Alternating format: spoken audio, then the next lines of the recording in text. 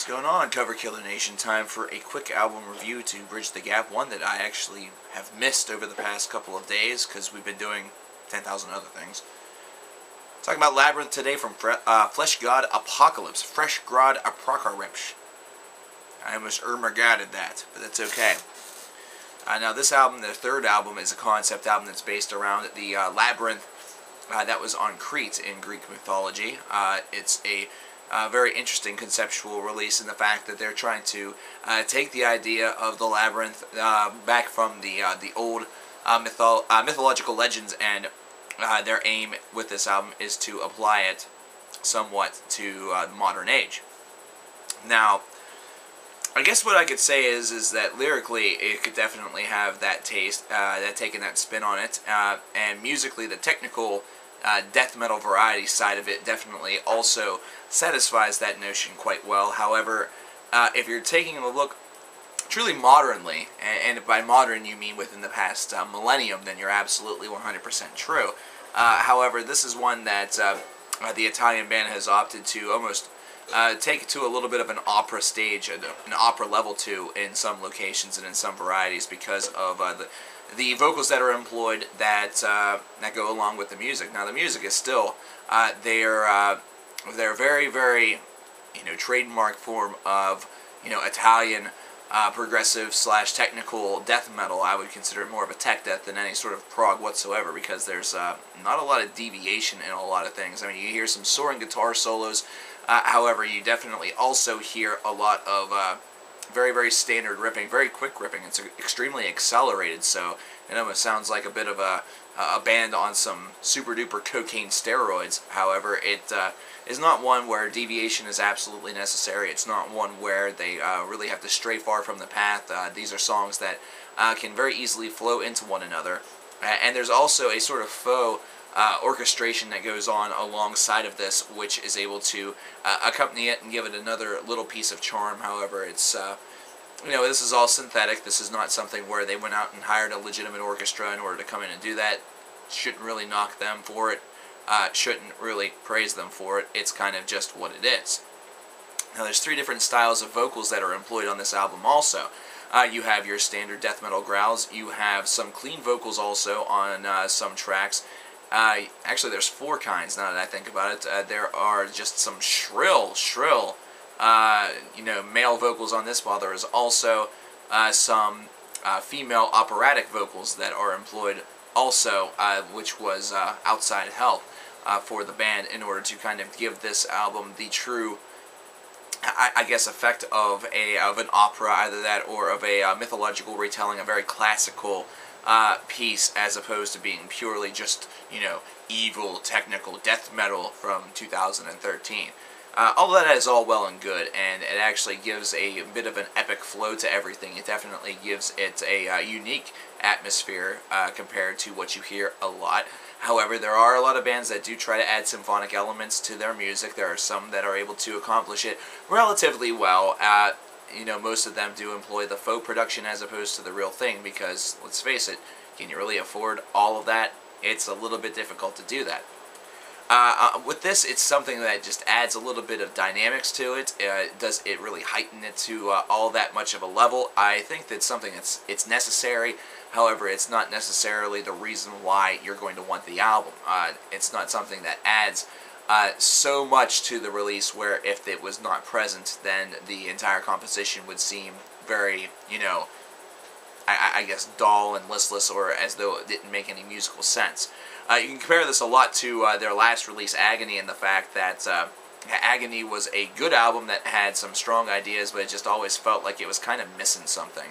And what maybe they thought it was missing was this kind of epic theme, this grand idea, this very large differentiation and kind of mashup of different vocal styles, and a theme that definitely took a lot of meticulous planning and a lot of thought in order for them to kind of make an applicable transition from the legend, the myth of old, to the currency, the current events of the present.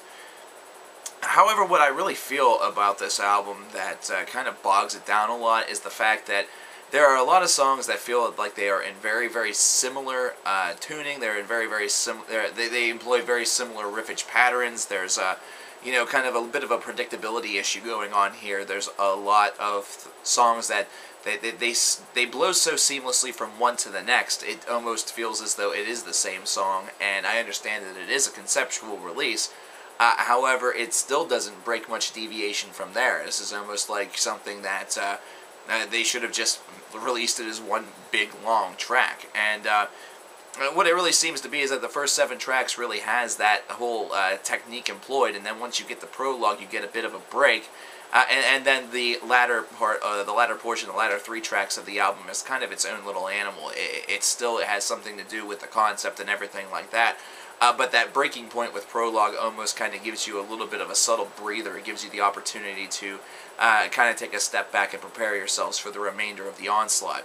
I think that the patternistic nature of this, the semi-predictability of the album, is something that definitely bogs down the score. I like the fact that everything has a little bit more clarity to it. There were some issues with the guitar tone on Agony, where it really didn't seem like it was gained up enough. Either that, or it just didn't have quite enough, bang to it. But it's just something that seems to be corrected on this album. However, it seems like with the songwriting, they should focus, perhaps in the future, a little bit less on blinding speed with very limited patterning, and focus a little bit less on trying to cramp in, 4 different styles of vocals, which, granted, it's neat. It's really one that is able to speak of different voice and things like that, and also convey different emotion.